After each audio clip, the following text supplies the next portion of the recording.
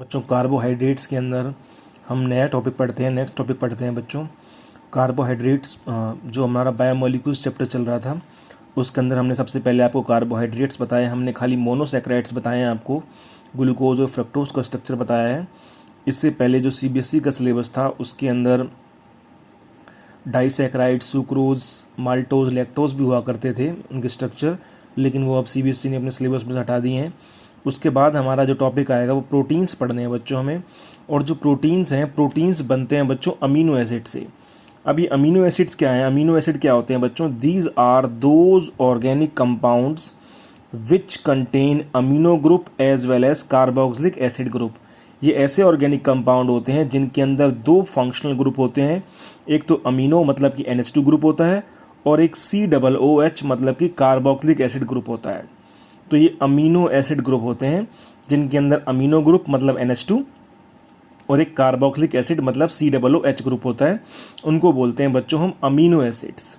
और these are building blocks of protein, मतलब ये प्रोटीन के बिल्डिंग ब्लॉक्स होते हैं, मतलब प्रोटीन इनसे ही मिलके बनते हैं। ये बच्चों जो है हमारे ये अल्फ़ा अमीनो एसिड, इनको इसलिए बोला है क्योंकि जो हमारा कार्बोक्सिलिक एसिड है उसकी अल्फ़ा पोजीशन पर, अल्फ़ा का मतलब उससे बिल्कुल नेक्स्ट, उससे नेक्स्ट पोजीशन पर अमीनो ग्रुप अवेलेबल है। कार्बोक्सिलिक एसिड की अल्फ़ा पोजीशन पर, उससे बिल्कुल नेक्स्ट पोजीशन पर अमीनो ग्रुप अवेलेबल है, इसलिए इसका नाम अमीनो एसिड रखा गया है, अल्फ़ा अमीनो एसिड रखा गया है। तो ये जो अल्फ़ा अमीनो एसिड होते हैं बच्चों, यही हमारे प्रोटीन का निर्माण करते हैं। अब जो अमीनो एसिड होते हैं बच्चों वो दो तरह के होते हैं, एक तो होता है एसेंशियल अमीनो एसिड और एक होता है नॉन एसेंशियल अमीनो एसिड। अब नाम से ही पता लग रहा है, एसेंशियल अमीनो एसिड मतलब these are those amino acids which are not prepared in our body, therefore required from outside in our diet. ये ऐसे अमीनो एसिड होते हैं जो हमारी बॉडी के अंदर सिंथेसाइज नहीं होते, जिनका हमारी बॉडी के अंदर, हमारे शरीर के अंदर संश्लेषण नहीं होता, हमारे शरीर के अंदर निर्माण नहीं होता, इसलिए ये आउटसाइड से रिक्वायर्ड होते हैं, मतलब बाहर से हमें लेने पड़ते हैं हमारी डाइट के अंदर। एग्जाम्पल इनका वैलिन और ल्यूसीन, क्योंकि ये एसेंशियल हैं। एसेंशियल का मतलब इनको हमें बाहर से लेना पड़ता है, हमारी बॉडी में ये नहीं बनते। दूसरे हमारे नॉन एसेंशियल अमीनो एसिड हैं, these are those which are prepared in our body, ये हमारी बॉडी में प्रिपेयर्ड होते हैं।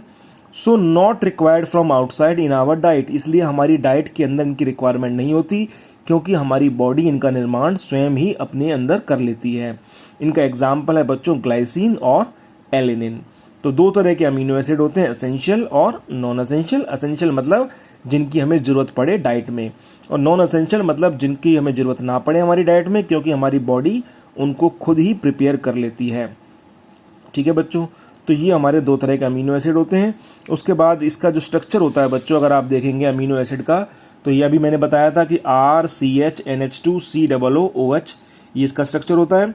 तो इसके अंदर क्या हुआ बच्चों, ये कार्बोक्सिलिक एसिड है, मतलब हाइड्रोजन ग्रुप रिलीज कर सकता है क्योंकि एसिड है, तो ये अपना H पॉजिटिव किसको दे देता है? NH2 को दे देता है। NH2 ग्रुप हमारा बेसिक होता है, क्योंकि जिसके पास लोन पेयर होता है वो बेस होता है, तो ये अपना H इसको दे देगा NH2 को, तो ये बन जाएगा NH3 पॉजिटिव, और यहाँ पर आ जाएगा COO नेगेटिव। तो हम ये कह सकते हैं कि इसके अंदर जो हमारा अमीनो एसिड है NH3 पर पॉजिटिव, COO नेगेटिव, तो ऐसी न्यूट्रल स्पीसीज जिसके पास दोनों चार्ज हो, पॉजिटिव चार्ज भी हो, नेगेटिव चार्ज भी हो, उसको बोलते हैं हम ड्यूटेराइन। ये कई बार एग्जाम में पूछा हुआ है बच्चों, व्हाट इज ड्यूटेराइन? तो ड्यूटेराइन क्या होता है?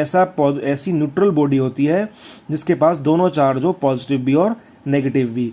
तो neutral species but carries both positive as well as negative charge are is called ड्यूटेराइन। तो ये हमारा ड्यूटेराइन की फॉर्म में एग्जिस्ट करता है अमीनो एसिड।